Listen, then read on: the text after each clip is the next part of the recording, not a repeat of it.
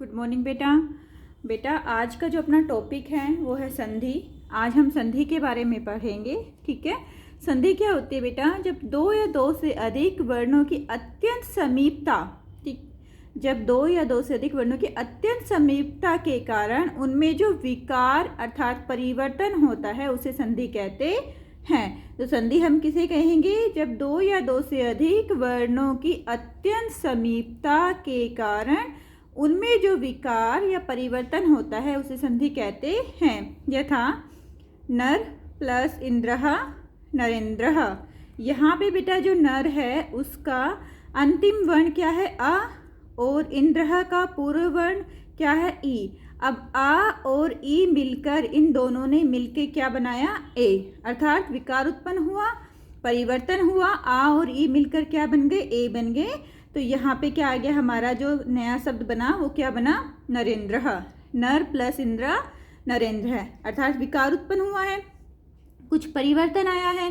तो ये परिवर्तन क्या होते हैं इसके बारे में भी हम एक बार थोड़ा सा देख लेते हैं कि विकार या परिवर्तन होते क्या हैं। तो विकार और परिवर्तन बेटा तीन प्रकार के होते हैं। फर्स्ट होता है आदेश, दूसरा होता है लोप और तीसरा होता है आगम। आदेश, लोप, आगम। आदेश क्या होता है बेटा? जब एक या दो वर्णों के स्थान पर, जब एक या दो वर्णों के स्थान पर नया वर्ण आ जाता है। ओके, जब एक या दो वर्णों के स्थान पर क्या आ जाता है? नया वर्ण आ जाता है, तो उसमें क्या होता है? आदेश होता है।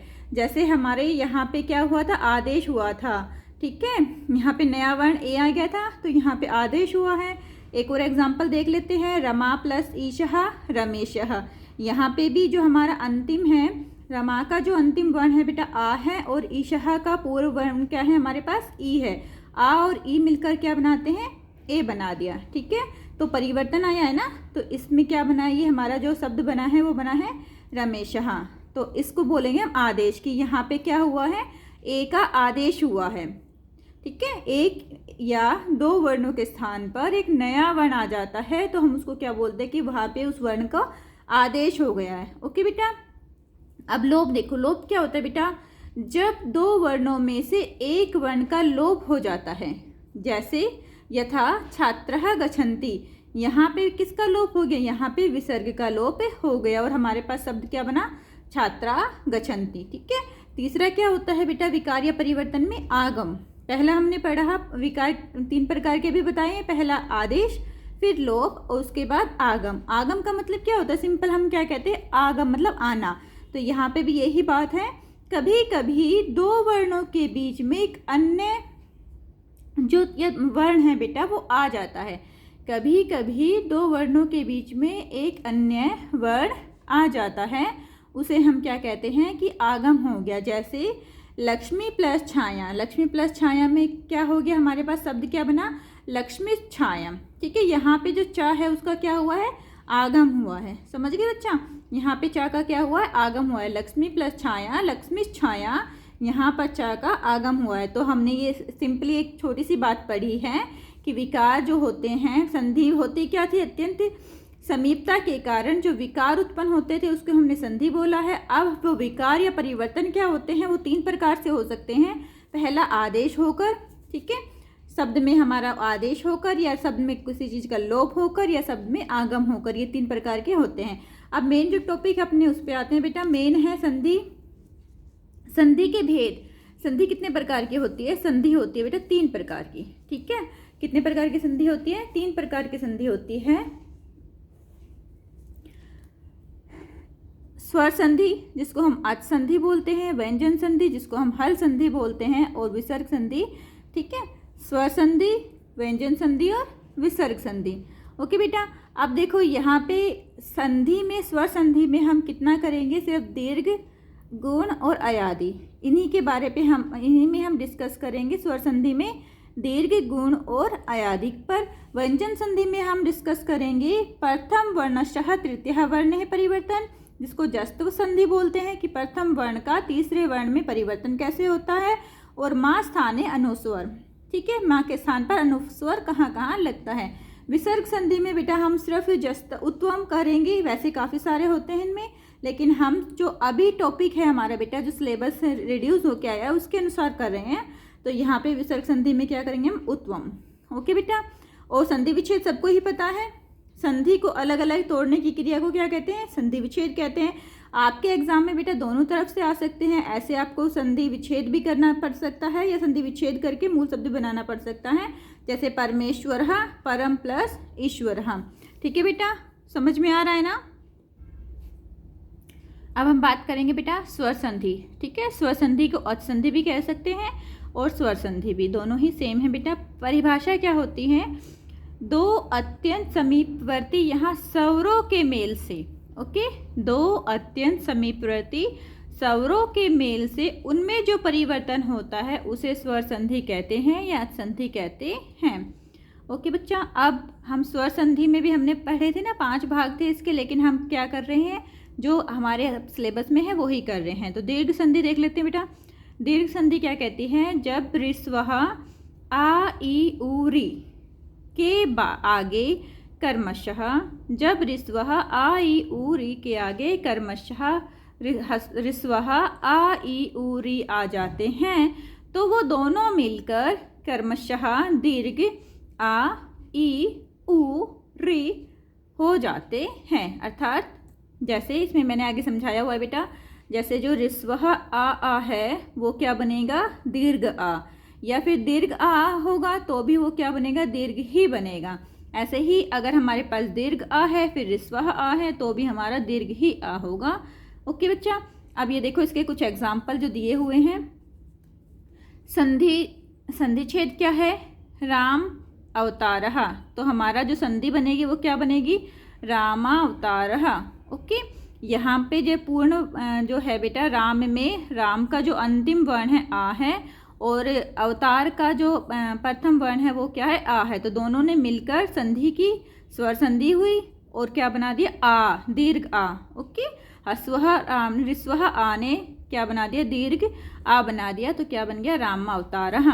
परम प्लस अर्थः परमार्थः, हिम प्लस अंशु हिमांशु, चाप अपि चापी, मत अनुसार मतानुसार, विद्यालय विद्यालय, वार्तालापः वार्तालापः। ओके बच्चा, चिकित्सा आलय चिकित्सालय।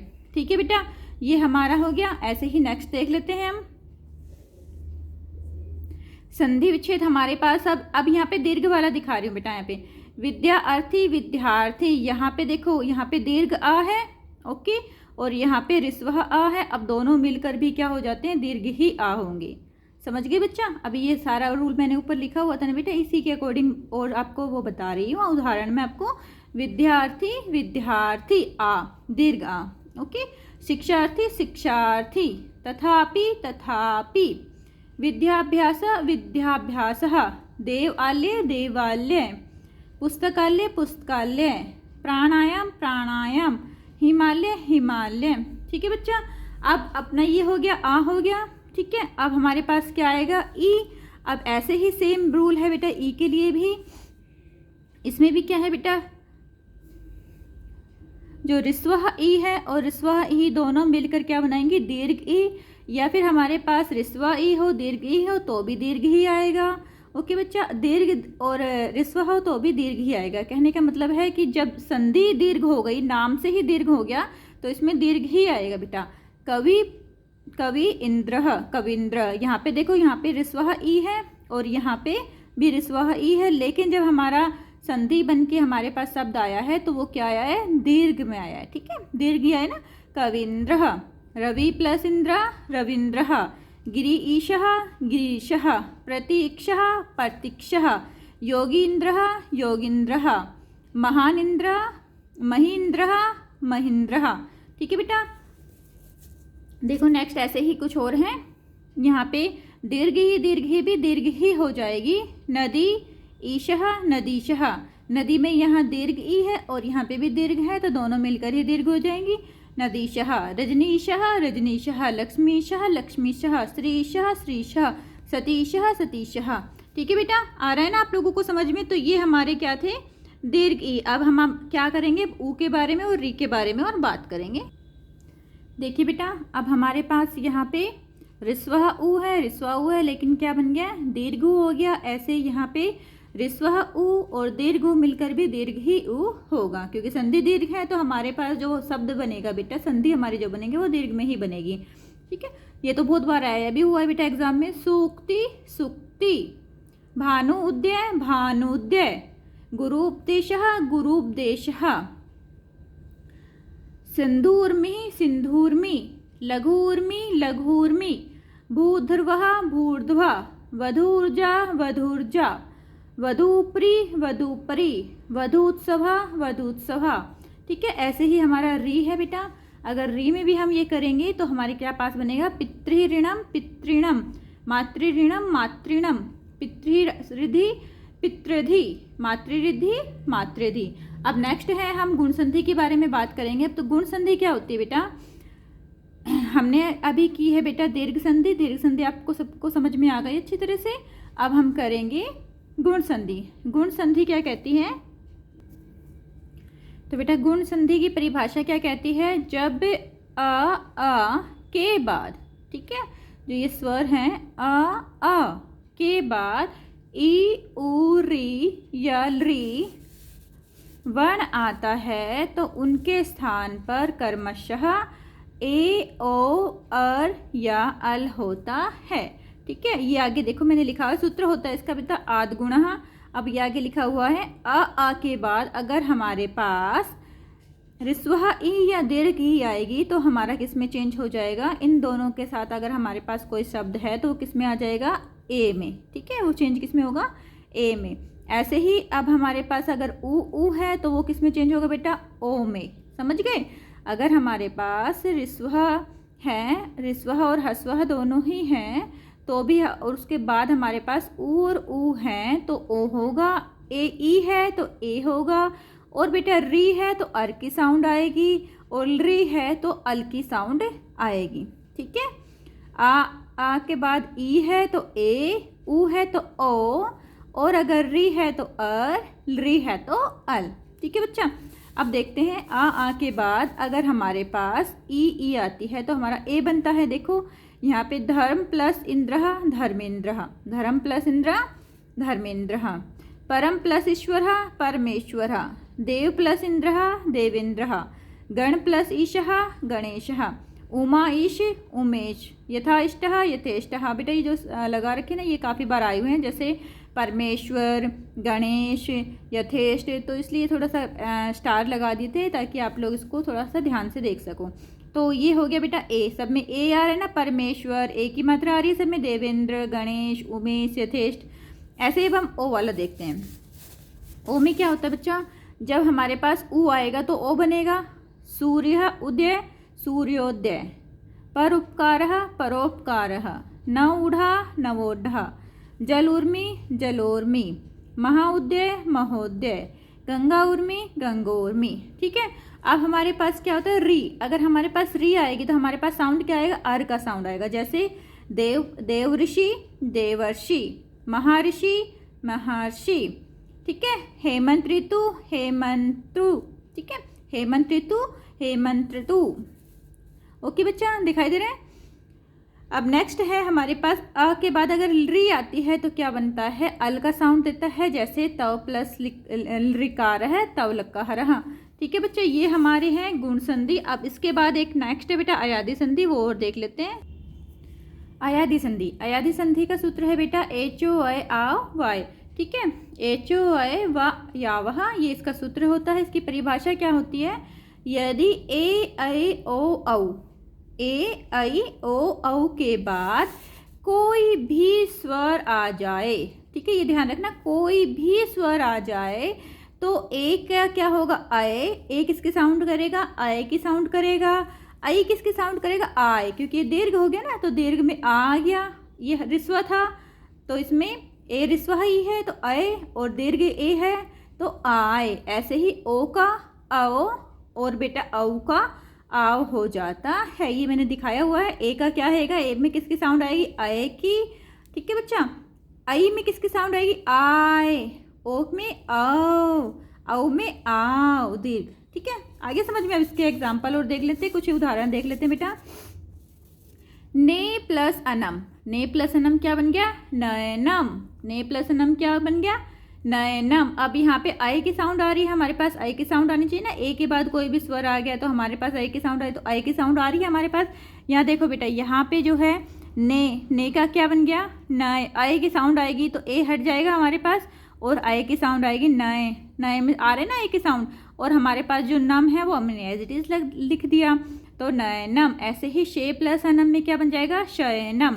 ठीक है, शे को जब हम ए हटाएंगे तो क्या किसका साउंड आएगा? आए का, तो शय बन गया, और नम हमने लास्ट वाला एज इट इज लगा दिया, शयनम। ठीक है बेटा, ने प्लस अति नयति, हरे प्लस ए हरिये, नई प्लस अक है नायक है। अब यहाँ पे दीर्घ आई है ना, यहाँ पे दीर्घ गए है तो यहाँ पे क्या बन जाएगा? आ जाएगा नायक, और साउंड क्या आएगी इसमें? आय की आ गई, नाय।